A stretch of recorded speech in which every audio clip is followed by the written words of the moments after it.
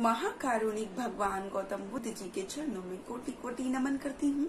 बोधिसत्व बाबा साहेब जी के चरणों में कोटि कोटि नमन करते हुए आप सभी को मेरा गर्व से नमो बुद्धाय, जय भीम।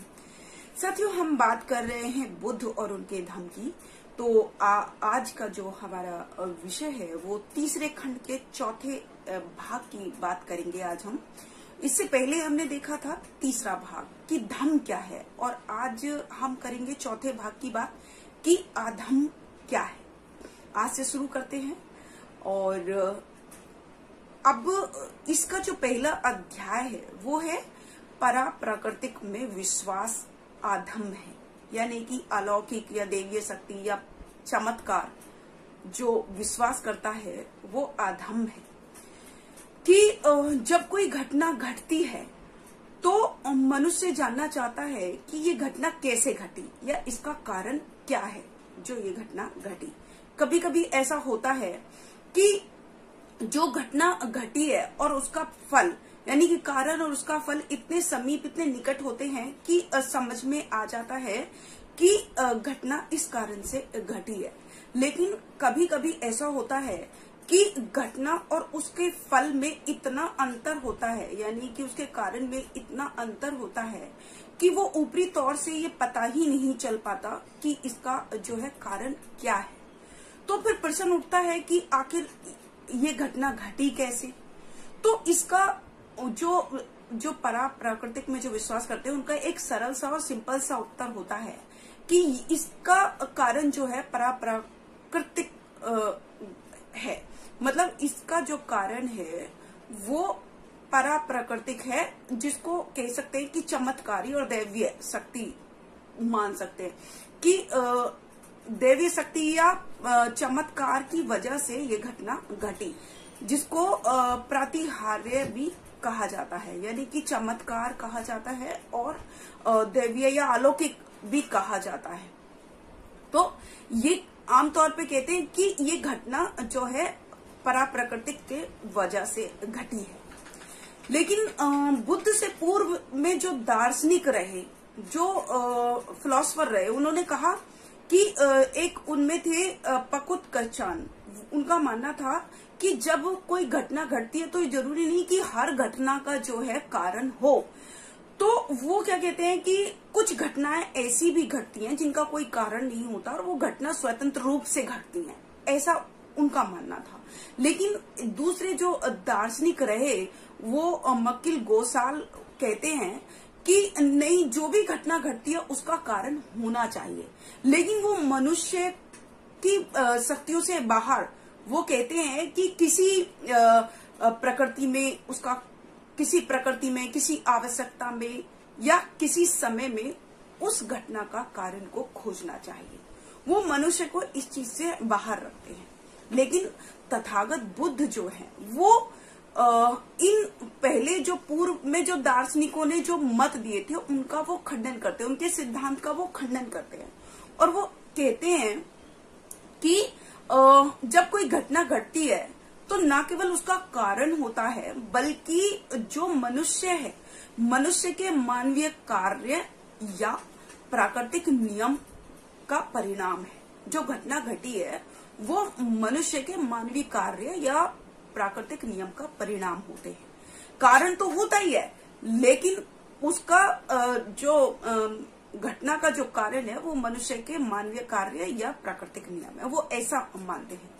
और उन्होंने इनकी जो सिद्धांत इन्होंने दिया कि प्राकृतिक किसी समय प्राकृतिक आवश्यकता का सिद्धांत का वो पूर्ण रूप से मतलब विरोध करते हैं। वो विरोध इसलिए करते हैं, वो कहते हैं कि यदि प्रकृति और आवश्यकता और जो वो मानते हैं कि समय प्रकृति आवश्यकता ही अगर घटना का कारण होता है तो फिर तो मनुष्य की अपनी कोई स्थिति ही नहीं रह जाएगी।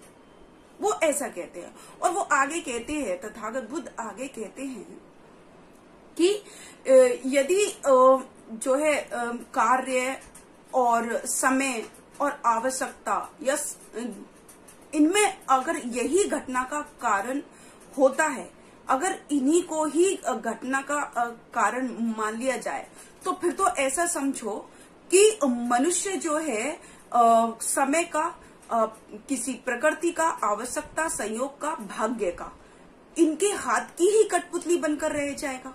फिर तो मनुष्य का कोई स्वतंत्र, मतलब अगर वो स्वतंत्र ही नहीं है, यदि वो इनके ही हाथ की कठपुतली है, यानी कि भाग्य के, आवश्यकता के, प्रकृति के या काल के, समय के, अगर वो उन्हीं के हाथ की कठपुतली है तो फिर तो उसका कोई स्वतंत्र मतलब अस्तित्व ही नहीं रह जाएगा। फिर तो उसका कोई अस्तित्व ही नहीं।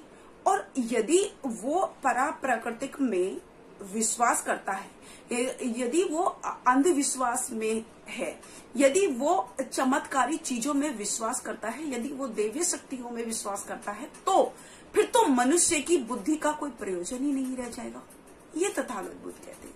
और तथागत बुद्ध आगे कहते हैं कि हो सकता है कि जब घटना घटी हो उस वक्त उसका कारण ना दिखाई दिया हो या उस वक्त उसके कारण का पता ना लगे, लेकिन ऐसा हो नहीं सकता कि अगर व्यक्ति, कोई मनुष्य अगर बुद्धिमान है तो वो उस घटना के कारण का पता एक ना एक दिन लगा ही लेगा। ये तथागत बुद्ध कहते हैं। और तथागत बुद्ध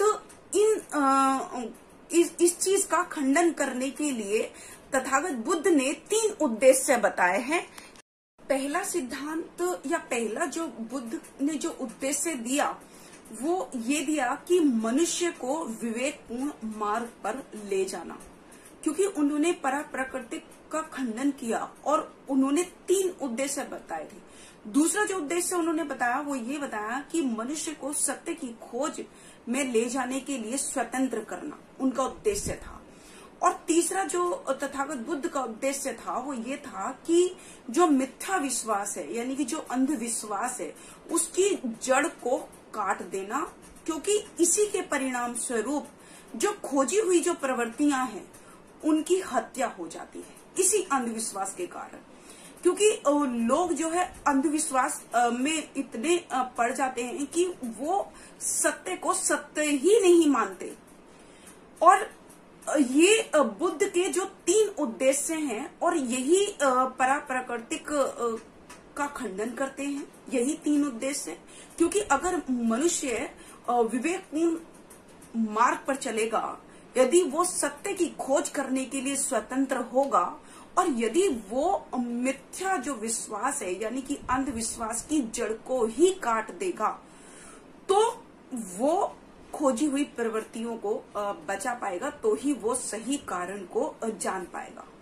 तो यही वो सिद्धांत है जिसको कर्म का सिद्धांत कहा जाता है, यानी कर्म का सिद्धांत कहा जाता है या हेतुवाद कहा जाता है, क्योंकि तथागत बुद्ध का ये उद्देश्य था। और इसीलिए जो बौद्ध धर्म है वो जो मुख्य रूप से जो वो जिस सिद्धांत पर टिका हुआ है या उसका जो मुख्य सिद्धांत है वो कर्म का सिद्धांत यानी कर्म का सिद्धांत ही है।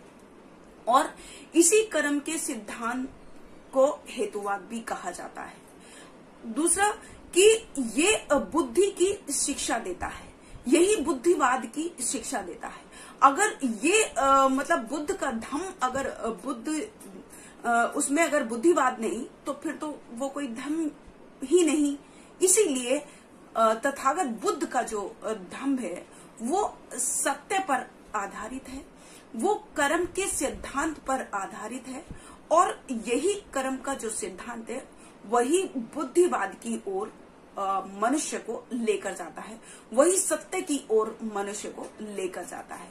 इसीलिए तथागत बुद्ध ने ये पराप्राकृतिक जो इसमें विश्वास करते हैं, यानी कि जो चमत्कार में विश्वास करते हैं, जो दैवीय शक्तियों में विश्वास करते हैं, जो अलौकिक मानते हैं, उन सब का तथागत बुद्ध ने खंडन किया है।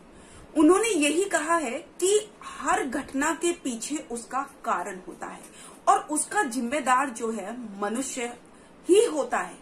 मनुष्य ही मनुष्य के द्वारा किए गए मानवीय कार्य या फिर प्राकृतिक नियम ही उसका परिणाम होते हैं। और एक बुद्धिमान इंसान जो होता है वो इसका वास्तविक कारण पता लगा ही लेता है। अगर घटना का उस वक्त पता ना चले तो वो वास्तविक कारण को पता लगा लेता है, और यही बुद्ध का धम्म है। और तथागत बुद्ध ने यही कहा कि जो पराप्रकृतिक में विश्वास करते हैं, जो अंधविश्वास रखते हैं, जो अलौकिक शक्तियों में विश्वास करते हैं, वो अधम होता है, वो धम्म हो ही नहीं सकता। तो आज का जो हमारा चैप्टर है वो यहीं समाप्त होता है। कल फिर से एक नए चैप्टर के साथ आपके सामने आऊंगी, और आप मेरे साथ बने रहिए, क्योंकि अधम के कई सारे चैप्टर हैं जो कि हमको जानने हैं कि अधम क्या होता है। अभी हमने जाना था कि धम्म क्या होता है इससे पहले वाले भाग में, और अब हमको जानना है कि अधम क्या है। और मैं आपसे ये भी अपील करना चाहती हूँ कि ये जो तीसरा जो खंड है बुद्ध और उनके धम्म का, ये बहुत ही महत्वपूर्ण खंड है, क्योंकि बुद्ध की शिक्षा है। तो इसमें तथागत बुद्ध ने इस खंड में यही बताया कि धम्म क्या है और अधम्म क्या है और सद्धम्म क्या है। इन तीनों को जब तक हम नहीं समझेंगे हमको पता नहीं चलेगा। तो इन तीनों चीजों को समझना हर एक मनुष्य के लिए या हर किसी के लिए बहुत ही इम्पोर्टेंट है, बहुत ही जरूरी है। तो आप इस वीडियो को देखें, शेयर करें, और आने वाले सभी जो चैप्टर है उनको भी ध्यान से सुने। इसी के साथ मैं अपनी वाणी को विराम दूंगी, और आप सभी को मेरा गर्व से नमो बुद्धाय, जय भीम। अगर आपने अभी तक हमारा चैनल सब्सक्राइब नहीं किया है तो सब्सक्राइब करें, और घंटी का बटन बिल्कुल भी दबाना ना भूलें, ताकि सभी लेटेस्ट खबरें पहुंच सकें आप पे सबसे पहले।